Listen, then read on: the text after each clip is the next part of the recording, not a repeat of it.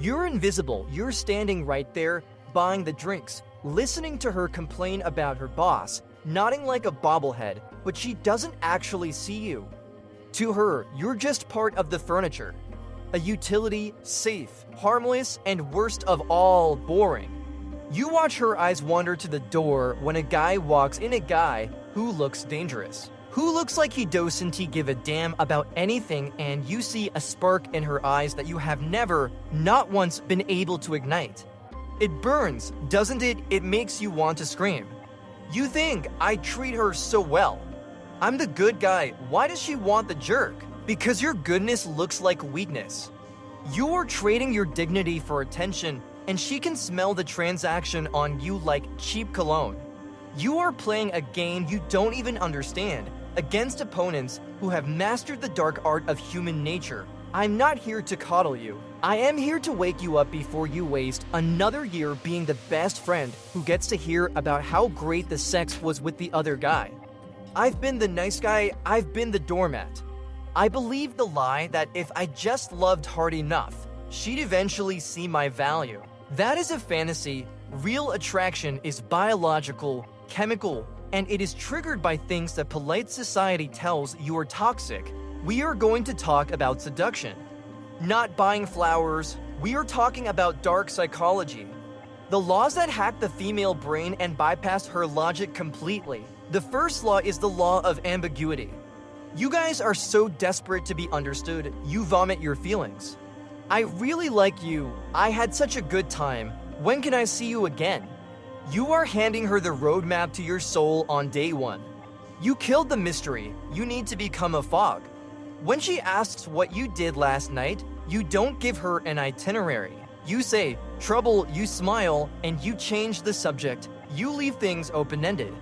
Is he joking? Is he serious? Does he have a secret life? Her brain cannot stand the gap in information. She will obsess over it, trying to close the loop.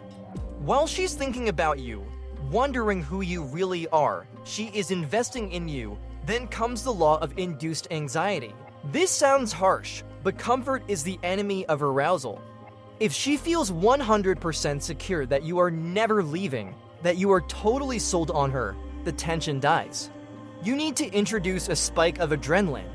It's the push-pull. You give her an amazing experience. You connect deeply, look into her eyes, and then you pull back. You go cold for a day.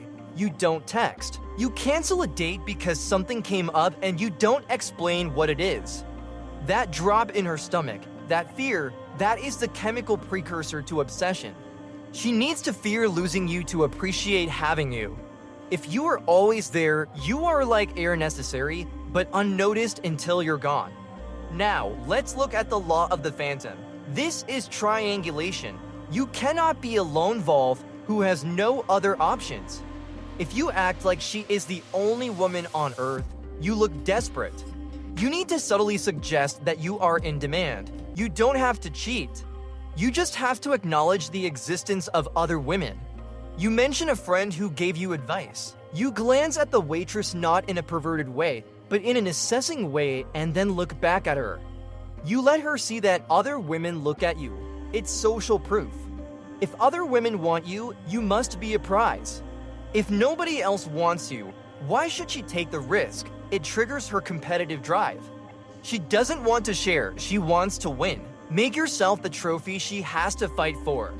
But it gets deeper, the law of judgment. Stop trying to impress her.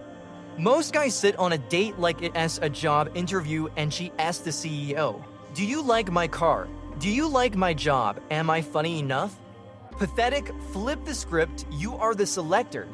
You are the one with the high standards. You need to screen her. Look at her skeptically when she says something basic. Is that really what you think? Tease her. I wasn't sure about you at first. You seemed a little high maintenance. You are qualifying her. You are making her jump through hoops to gain your approval. When she finally gets a compliment from you, it shouldn't feel like charity. It should feel like she earned it. That is addictive. And finally, the most dangerous law of all, the law of the void. This is the willingness to destroy everything. The nuclear option. You must be willing to walk away at any second. If she disrespects you, if she plays games, if she flakes you, don't get mad. You don't write a long paragraph about your feelings. You vanish, you create a void where you used to be. Most guys fold. They threaten to leave, she pouts, and they come crawling back. That is fatal. When you show you have the strength to cut your losses, she panics. She realizes she has no power over you, and that powerlessness is what makes her respect you. Women cannot love a man they can dominate. You think this is manipulative, maybe, but look around. The guys winning aren't asking for permission, they are taking what they want. They understand that human nature is flawed, emotional, and reactive. You can keep playing by the rules of a game that was rigged against you, or you can learn the cheat codes. If you are tired of being the spectator in your own love life, if you are ready to stop being the nice guy and start being the man she actually craves, you know what to do. Hit subscribe. Join the few who actually get it. Listen to me. Tonight, you're going to get a text, or you're going to feel that urge to reach out to her. Don't lean back. Let the silence do the heavy lifting. Be the ambiguity, be the void. Watch how fast she comes running when she realizes you aren't chasing anymore. Fix your spine.